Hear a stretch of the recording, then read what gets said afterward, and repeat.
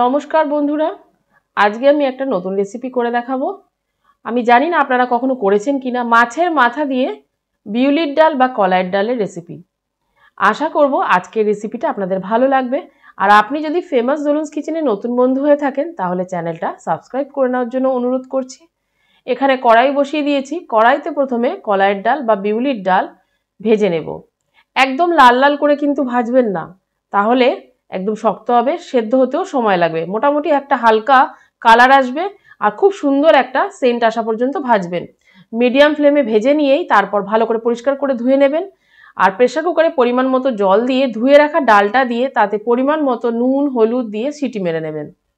এবার সিটি দেওয়াটা আপনারা আপনাদের মতো করে বুঝে শুনে দেবেন, তার কারণ প্রত্যেকটা প্রেসার কুকারে ভাপ বা স্টিম রাখার পদ্ধতি কিন্তু সমান হয় না, তাই আপনারা আপনাদের মতো করে কিন্তু একটু সিটি দিয়ে নেবেন।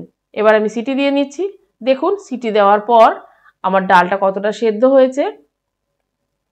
ডাল কিন্তু হাতে নিয়েই একটু বেশ নরম হয়ে যাবে সেরকম পর্যন্ত সেদ্ধ করবেন। দেখুন সেদ্ধ হয়ে গেছে। এর মধ্যে আমি আরও বেশ কিছুটা জল দিয়ে দিলাম। সেদ্ধ ডালে কিন্তু কখনোই ঠান্ডা জল ব্যবহার করবেন না, চেষ্টা করবেন গরম জল দেওয়ার। আমি গরম জল দিয়ে আরও বেশ কিছুক্ষণ সেদ্ধ হতে দিচ্ছি ডালটা। এদিকে কড়াইতে আমি তেল দিয়ে ভালো করে গরম করে নিয়ে মাথাগুলো আমি ভেজে নিচ্ছি। আগে থেকেই মাথাটা ধুয়ে পরিষ্কার করে নুন হলুদ মাখিয়ে রেখেছিলাম। এখানে আমি 3টে মাথা ব্যবহার করেছি। মোটামুটি এখানে 700 গ্রাম মতো আমার মাথা ছিল। কাতলা মাছের মাথা কিন্তু ভাজা হয়ে গেছে। এখন আমি দেখুন দিয়ে দিলাম ওই তেলের মধ্যেই ফোড়নের জন্য তেজপাতা, গোটা জিরে আর শুকনো লঙ্কা। ফোড়নটা লো ফ্লেমে ভালো করে ভেজে নিচ্ছি। আর অপর দিকে দেখুন ডালটা যে আমি সেদ্ধ হতে দিয়েছিলাম আরও কিছুক্ষণের জন্য, আমার বেশ সুন্দর সেদ্ধ হয়েছে। তাই এখন আমি একটু কাটা দিয়ে নিলাম।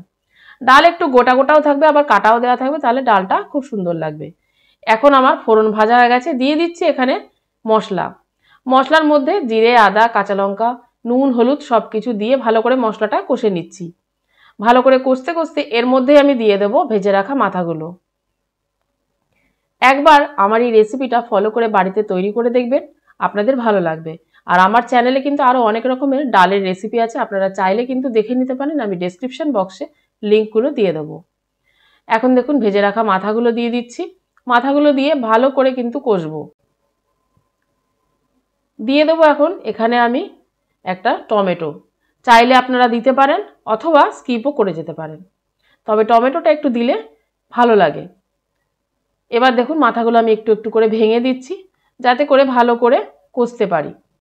আর আপনি যদি আমার এই রেসিপিটা ফেসবুক পেজ থেকে দেখে থাকেন তাহলে পেজটা ফলো করে নেওয়ার জন্য অনুরোধ করছি।